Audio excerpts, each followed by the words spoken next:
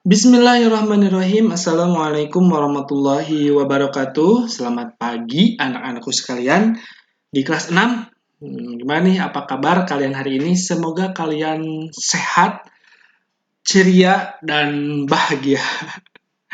Ya, kita lanjutkan pembelajaran kita. Meskipun kita belajar masih di rumah, semoga semangat Pak Indra juga bisa sampai kalian di rumah ya. Jadi kita tetap harus semangat. Oke? Semangat ya. Nah, kita akan melanjutkan pembelajaran kita hari ini yaitu adalah mata pelajaran IPA dan apa? Dan PPKN ya, insya Allah ya. Oke. Sebelum kita belajar, Pak Indra mengingatkan kembali untuk selesaikan dulu aktivitas baiknya supaya bisa membantu orang tua ya. Semoga kita juga menjadi orang yang terbiasa, bisa dan luar biasa. Apabila sudah selesai, silahkan kalian untuk bersiap diri dulu. Boleh cuci muka dulu, boleh mandi dulu biar segar gitu ya untuk yang belum mandi. Semoga kalian semua sudah mandi ya. Kemudian cari posisi yang nyaman dan simak video pembelajaran berikut dengan baik ya, supaya mata pelajarannya tersampaikan dan konsepnya akan tersampaikan. Oke, kita langsung saja ya, kita langsung saja ke materinya. Nah, sekarang kita akan melanjutkan pembahasan kita tentang perkembangbiakan. Kemarin kita sudah belajar tentang perkembangbiakan tumbuhan. Nah, sekarang kita akan belajar tentang perkembangbiakan hewan, ya. Nah, di sini ada hewan apa nih? Wah, ini mah pasti apa ya? Ini adalah ayam. Iya, betul. Apakah ayam ini termasuk hewan? Oh, tentu.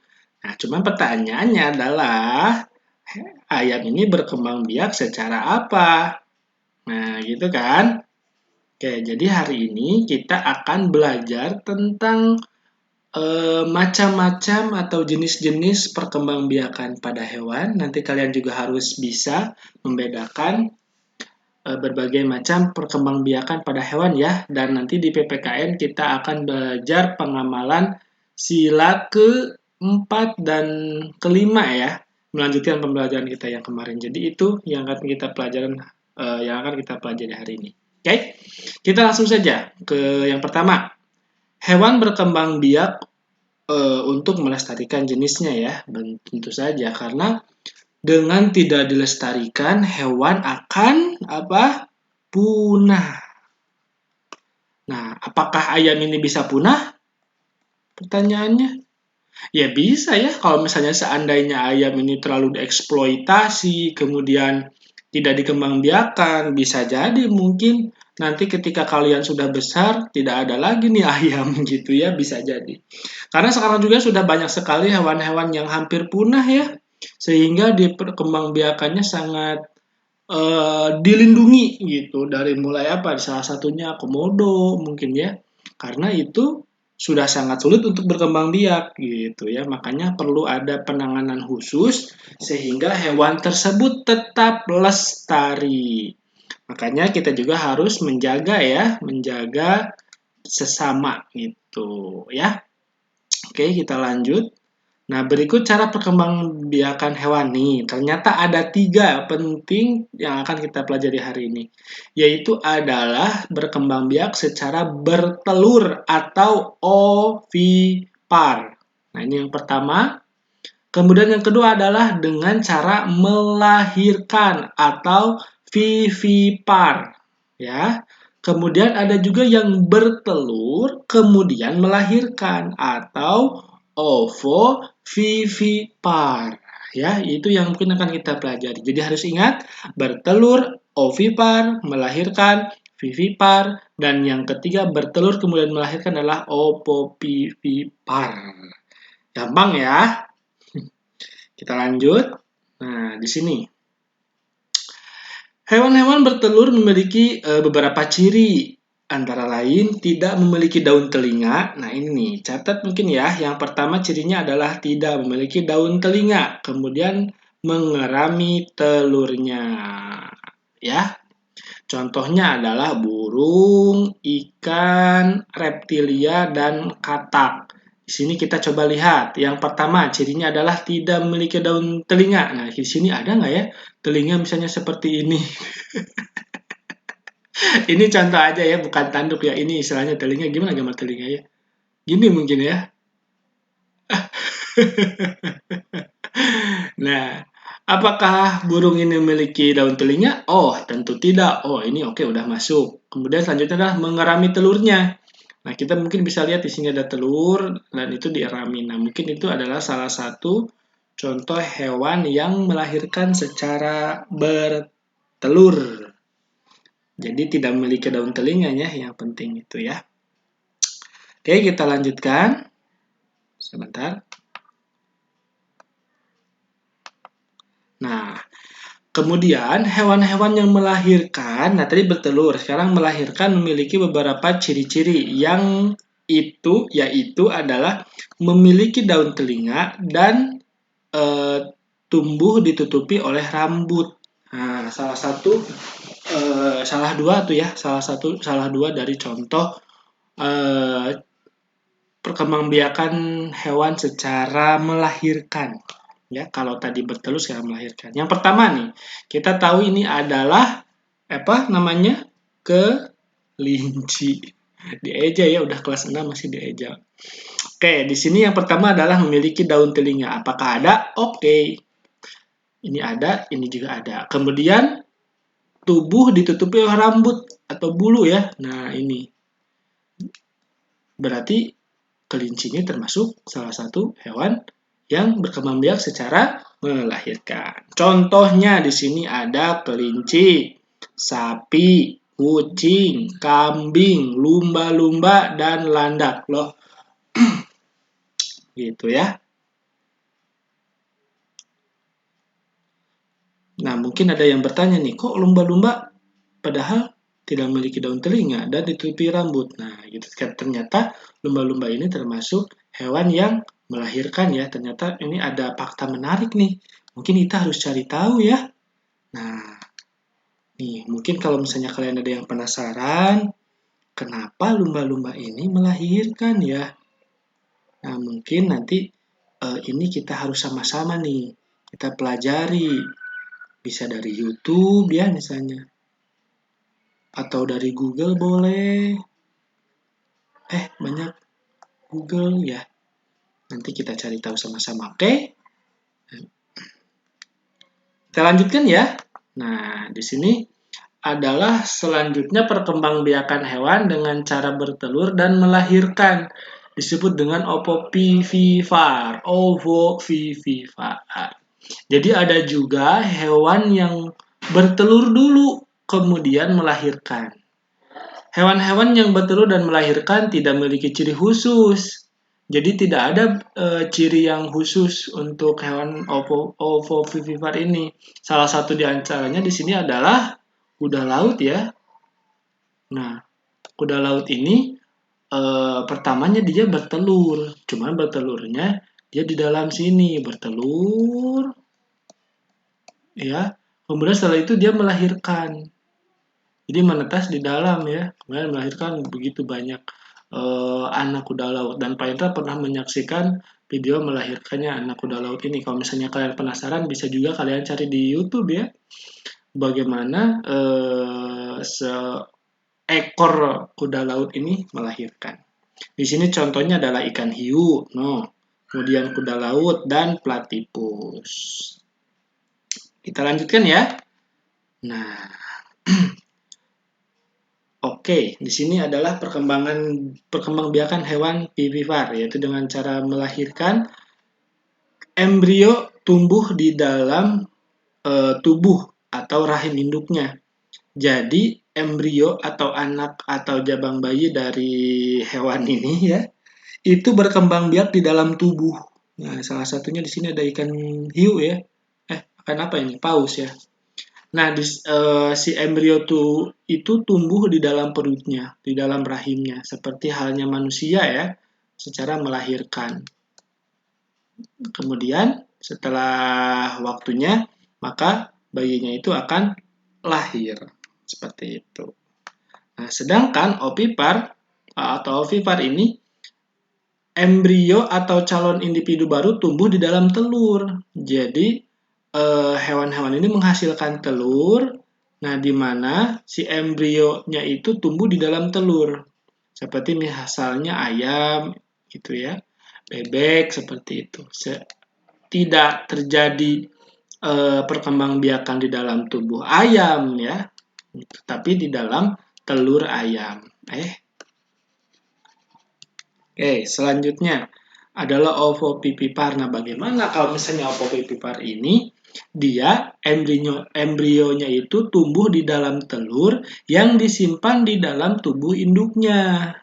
Setelah menetas, individu baru akan dikeluarkan dari tubuh induknya dengan cara melahirkan. Seperti yang tadi Pak Indra jelaskan.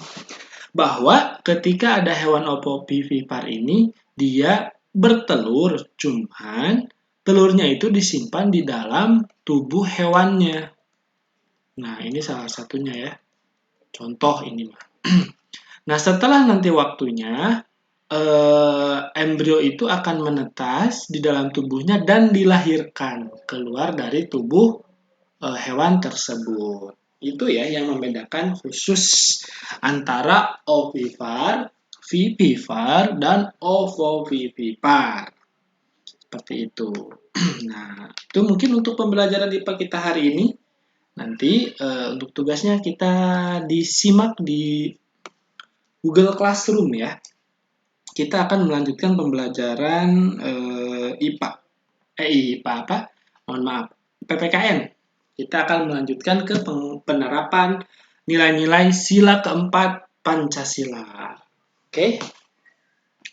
Kalau misalnya sila keempat itu gimana ya bunyinya? 4. Kerakyatan yang dipimpin oleh hikmat kebijaksanaan dalam permusyawaratan perwakilan.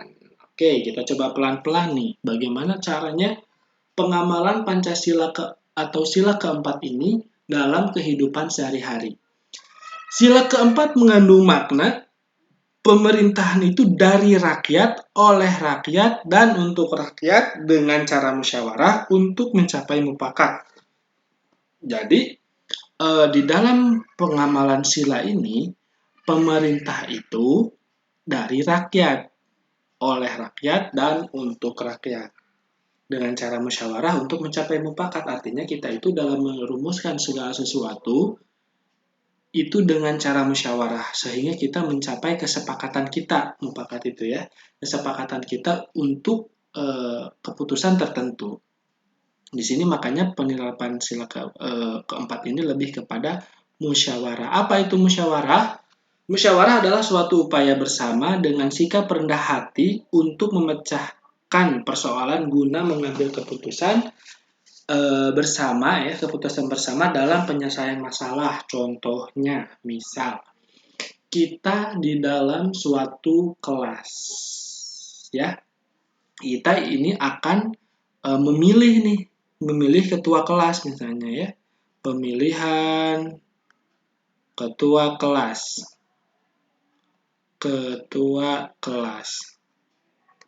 Nah, apakah baiknya itu adalah udahlah itu aja gitu, misalnya tunjuk-tunjukkan ya. Kalau misalnya tunjuk-tunjukkan gimana gitu ya, alhamdulillah kalau misalnya orang yang ditunjuknya mau, kalau misalnya tidak gimana, akhirnya menjadi suatu permasalahan gitu ya. Sehingga kita di dalam kelas itu perlu musyawarah, kita berdiskusi, berdialog, kira-kira bagaimana kesepakatan kita menunjuk misalnya ya, memutuskan kira-kira siapa nih yang akan menjadi ketua kelas. Sehingga kita di situ diskusi, membicarakan calon yang memungkinkan untuk menjadi ketua kelas dengan segala kompetensinya dan tanggung jawabnya, sehingga kita sepakat dengan hasil musyawarah ini memutuskan si A menjadi ketua kelas. Gitu ya, itu salah satu contoh dalam penyelesaian masalah dengan cara musyawarah. Atau misalnya lebih luasnya lagi di desa. Nah, di desa itu mungkin sangat luar biasa ya sekarang. Misalnya penanganan tentang COVID-19 nih sekarang nih, tentang COVID. Misalnya bagaimana di desa kita supaya penyebaran virus tidak meluas.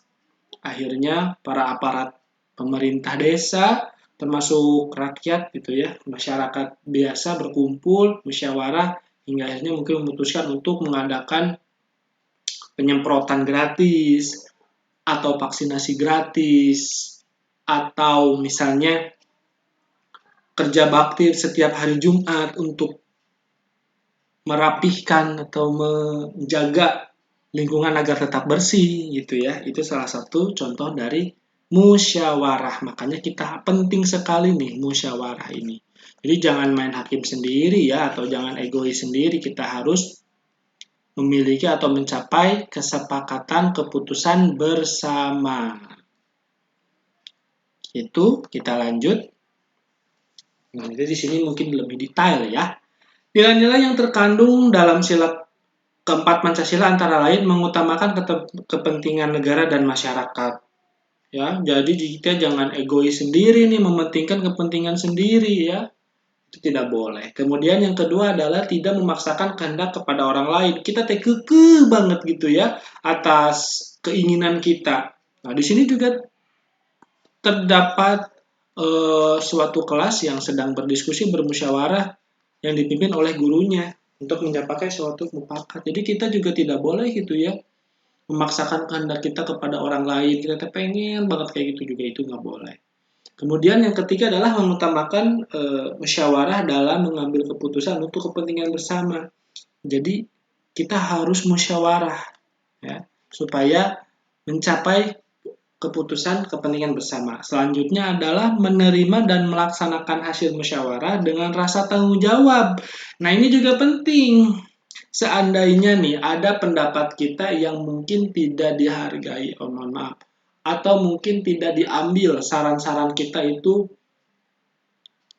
tidak diambil dan tidak menjadikan suatu keputusan. Artinya keputusan itu bukan ada pilihan kita. Kan tadi kita sudah tidak kekeh gitu ya. Oke, kita menerima kehendak kita tidak dilaksanakan oleh orang lain. Tetapi setelah itu, kita juga harus bisa menerima hasil dari musyawarah yang telah disepakati oleh bersama. Kita harus bertanggung jawab dengan rasa rendah hati gitu ya. Terakhir yang kelima adalah melaksanakan musyawarah dengan akal sehat dan sesuai dengan hati nurani yang luhur. Jadi dalam musyawarah itu tidak boleh ya kita emosi, kita egois, kita harus tetap tenang, berpikir jernih, dan dengan hati nurani. Artinya kita lebih mengedepankan banyak kepentingan orang lain sebelum kepentingan kita pribadi. Kita lanjut. Nah, penerapan nilai-nilai sila keempat Pancasila. Sila keempat menjadi pedoman dalam menyelesaikan masalah yang menyangkut kepentingan bersama. Kemudian sila keempat juga merupakan penyelesaian masalah. Sebaiknya itu dilakukan dengan cara musyawarah untuk mencapai mufakat. Itu yang paling penting. Bahwa dalam sila keempat itu utamanya adalah musyawarah. Musyawarah. Nah, ini yang paling penting. Nah, ini kalau misalnya dalam kehidupan sehari-hari nih. Yang pertama adalah melakukan musyawarah untuk menentukan jadwal ronda misalnya ya di sini. Contohnya di lingkungan ya. Kemudian pemilihan presiden atau pemilihan kepala daerah ini juga harus melalui musyawarah. Kemudian ketua kelas seperti yang tadi Pak Ida jelaskan. Kemudian kita itu tidak memaksakan kehendak dalam suatu musyawarah yang diikuti. Oke. Selanjutnya nih. Nah, ini yang terakhir adalah sila kelima nih. Alhamdulillah sudah terakhir. Kalau misalnya sila kelima itu bunyinya gimana ya? Keadilan sosial bagi seluruh rakyat Indonesia. Aduh, belibet ya. Sila kelima, Pancasila bermakna tujuan bangsa Indonesia adalah tercapainya masyarakat Indonesia yang adil dan makmur secara lahir dan batin. Jadi tentang keadilan nih. Jadi keadilan itu seharusnya tidak pandang bulu ya, baik itu rakyat biasa seperti kita atau misalnya eh, wakil rakyat gitu ya. Nah, keadilan itu merupakan satu tujuan negara Indonesia sebagai negara hukum. Kemudian penegak keadilan akan membuat kehidupan masyarakat Indonesia menjadi aman, tentram, dan sejahtera. Jadi kita itu merupakan negara hukum di mana terdapat banyak sekali aturan-aturan yang harus kita taati di negara ini, dan itu juga untuk kepentingan bersama ya, dengan kita menaati atau mengikuti anjuran yang berlaku, maka kehidupan kita akan menjadi aman, tentram, dan sejahtera. Seandainya di dalam undang-undang itu ternyata orang yang mencuri itu misalnya dihukum berapa tahun, ya kita kalau misalnya tidak ingin dihukum tidak boleh mencuri. Sehingga negara ini menjadi aman, ya. Dan juga kan harus adil ya, tentang keadilan. Misalnya yang hukumannya berapa, itu juga salah satu contoh dari keadilan. Oke. Pengalaman sila kelima Pancasila adalah sebagai berikut. Yang pertama, bersikap adil. Kalau misalnya ada ketua kelas, kita harus adil. Ada mungkin yang rajin mengerjakan tugas atau rajin membersihkan kelas. Masa mau dilaporkan sebagai orang yang jahat kan, atau orang jahat. Masa mau dilaporkan sebagai anak yang malas gitu. Kita harus adil ya, bahwa anak itu memang rajin. Kemudian selanjutnya adalah menjaga keseimbangan antara hak dan kewajiban. Nah, ini tentang hak dan kewajiban ini sudah kita bahas sebelumnya. Apa hak kita dan apa kewajiban kita? Di mana kita yang paling utama adalah mengedepankan kewajiban kita sebelum menuntut hak gitu ya. Kalau misalnya kewajiban kita sudah dilaksanakan, maka kita akan mudah untuk menuntut hak kita. Contohnya, kalian sekarang kewajiban kalian sekarang sebagai siswa dan Pak Indra sebagai guru ya. Kita ada hak dan kewajiban. Kewajiban kalian belajar. Kemudian mengerjakan tugas. Kemudian apa? Hormat kepada orang tua. Hormat kepada guru.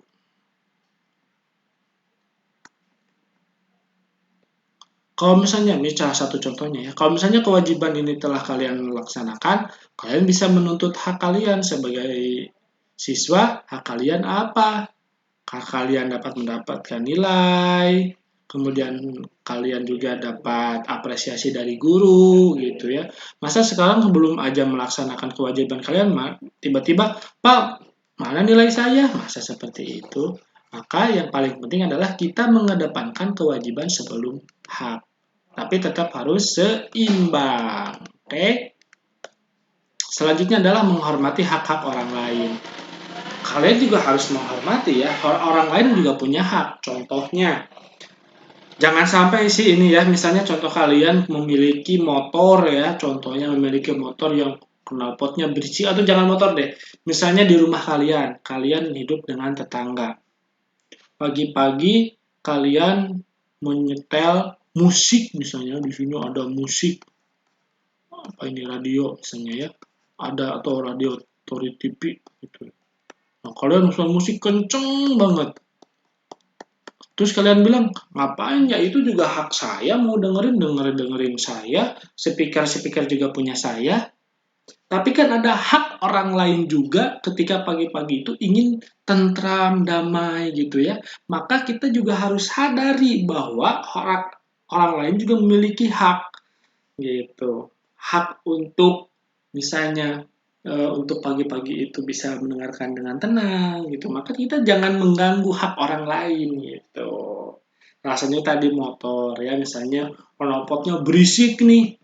Ya, hak saya, katanya motor-motor saya, yang nggak bisa gitu. Orang lain juga berisik gitu. Atau misalnya kalian pagi-pagi membakar sampah misalnya ya. Contohnya di sini membakar sampah ya. Ini kayak api unggun. Membakar sampah misalnya.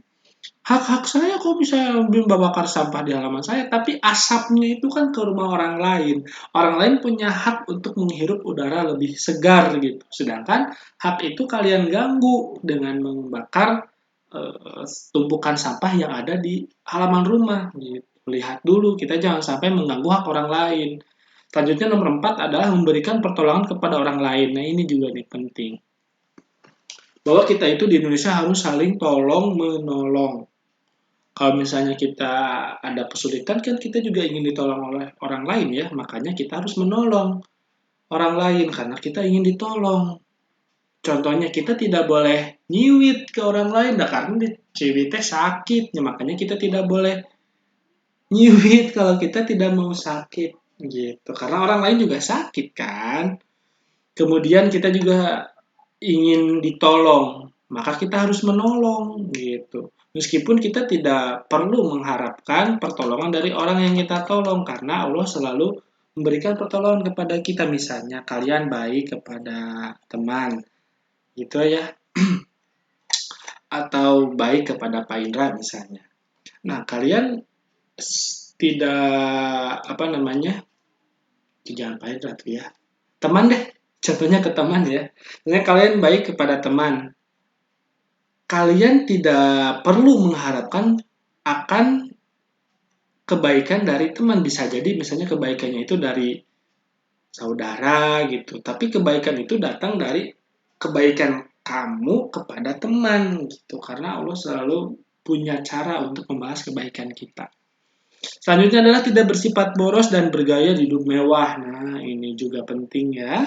Jadi kita tidak boleh menampilkan hidup boros dan hidup mewah buat apa gitu ya. Kita apa adanya saja seperti itu. Selanjutnya adalah tidak melakukan perbuatan yang merugikan kepentingan umum. Seperti tadi yang pernah jelaskan ini ya. Nah, ini tidak boleh ya, tidak melakukan perbuatan yang merugikan kepentingan umum. Kemudian menghargai hasil karya orang lain. Nah, ini juga penting. Seandainya di antara teman kalian ada yang punya karya menggambarnya bagus, misalnya kita hargai dengan sesederhana dengan ucapan, wah keren banget kamu, semangat ya. Nah, dengan seperti itu juga wah, udah sangat luar biasa. Jadi kita harus saling menghargai hasil karya masing-masing. Oke, kita lanjutkan ya. Nah, terakhir adalah menabung adalah pengamalan. Sila kelima Pancasila, menabung melatih kita untuk hidup hemat. Oke? Nah, itu saja mungkin yang dapat Pak Indra sampaikan pada kesempatan kali ini. Mohon untuk disimak videonya dengan baik ya. Setelah ini, silakan kalian kerjakan tugasnya. Kalau misalnya ada yang tidak dimengerti, silakan kalian bertanya. Dan nanti tugasnya di-upload di Google Classroom dan atau ke WhatsApp Pak Indra pribadi. Oke? Terima kasih untuk pembelajaran hari ini. Sangat luar biasa nih. Semoga apa yang kita pelajari hari ini tentang tadi apa? Perkembangbiakan hewan ya. Dan tadi pengamalan sila keempat dan sila kelima. Semoga semuanya tetap senang meskipun belajarnya dari rumah. Oke? Terima kasih untuk pertemuan hari ini. Mohon maaf ya kalau misalnya Pak Indra banyak salah-salah dalam penyampaiannya. Itu. Dan terima kasih kalian sudah menyaksikan video sampai saat ini. Ditutup dengan wabillahi taufiq wal hidayah. Wassalamualaikum warahmatullahi wabarakatuh.